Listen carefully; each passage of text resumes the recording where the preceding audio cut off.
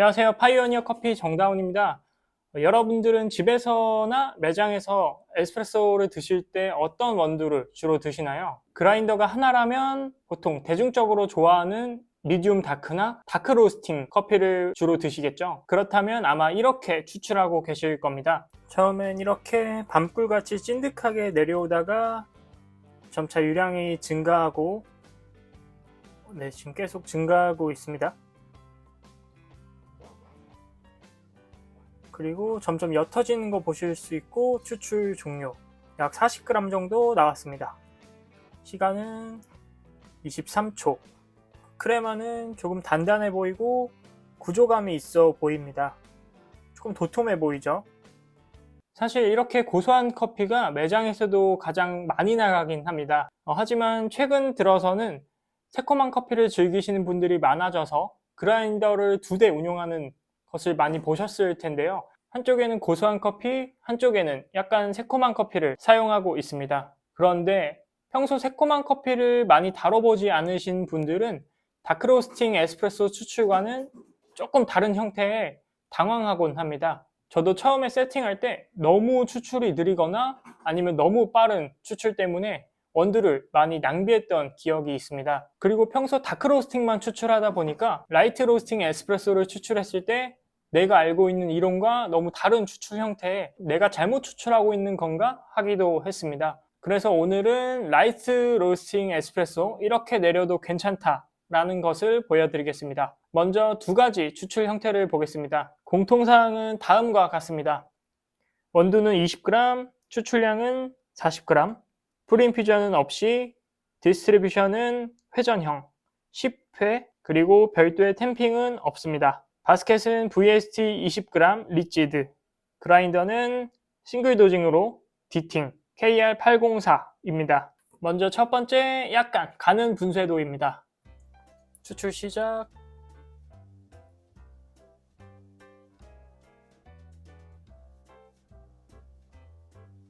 시간이 많이 지나고 있는데 아직 안 나오고 있습니다. 그리고 방울방울 떨어지고 있죠. 많은 분들이 라이트 로스팅 에스프레소를 이제 이렇게 추출하고 있습니다.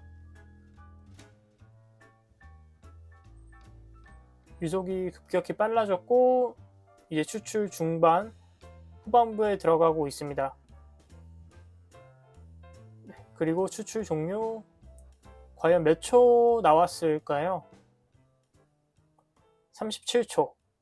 지금 추출은 앞서 본 다크로스팅과 추출 형태가 유사합니다. 추출 초반엔 타이트하게, 그리고 시간이 지날수록 점차 유량이 증가하는 전형적인 에스프레소 형태를 보이고 있죠. 다음 2번째는 약간 굵은 분쇄도입니다. 추출 시작.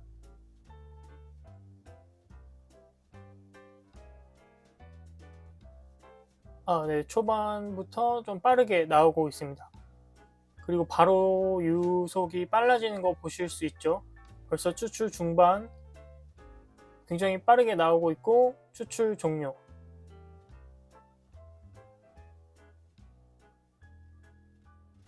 19초.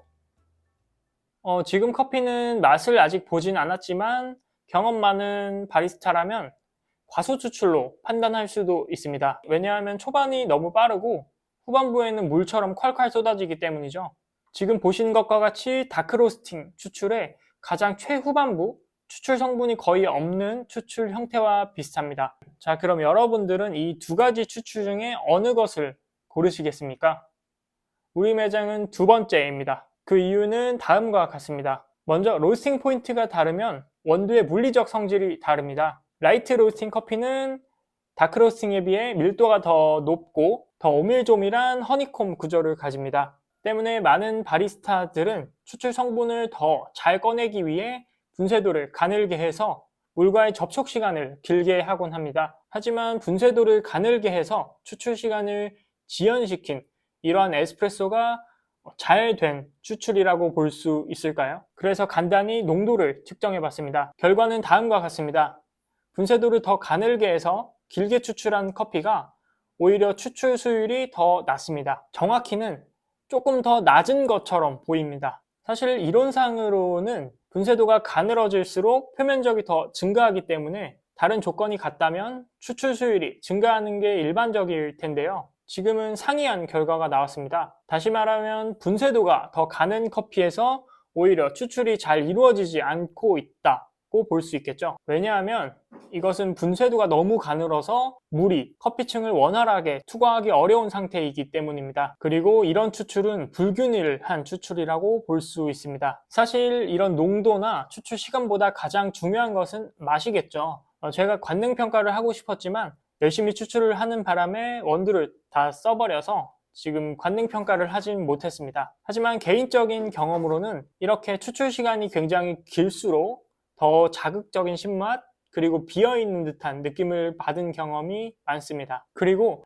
만약 이렇게 길게 추출한 커피와 빨리 추출한 커피가 농도나 수율 면에서 유사하고 향미마저 유사하다면 오히려 짧게 뽑은 커피가 더 효율적이라고 볼 수 있겠죠. 추출 시간이 짧으니까요. 분쇄도를 조절하는 것 외에 다른 대안도 있습니다. 바로 도직량입니다. 타이트하게 추출하니 너무 자극적인 산미 그리고 비어있는 듯한 느낌을 갖고 분쇄도를 너무 굵게 하자니 향의 강도가 낮고 단맛도 낮고 전체적으로 약간 강도가 낮다고 느끼실 때에는 지금과 같은 세팅에서 도직량을 1, 2g 정도만 더 늘려주시면 물과의 접촉 시간을 길게 해서 부족한 단맛 등을 조금 더 끌어올릴 수 있습니다. 마지막 대안은 프리인퓨전입니다. 프리인퓨전이란 본 추출 전에 보통 9바를 사용하시겠죠. 이런 본 추출 전에 3에서 5바 정도의 약한 압력으로 커피퍽을 골고루 적셔주는 것을 뜻합니다. 이렇게 프리인퓨전을 사용하면 추출이 더 안정되고 조금 더 가는 분쇄도로 가져갈 수 있기 때문에 기능이 있다면 사용을 적극 권하는 편입니다. 자, 이제 정리하면 라이트 로스팅과 다크 로스팅은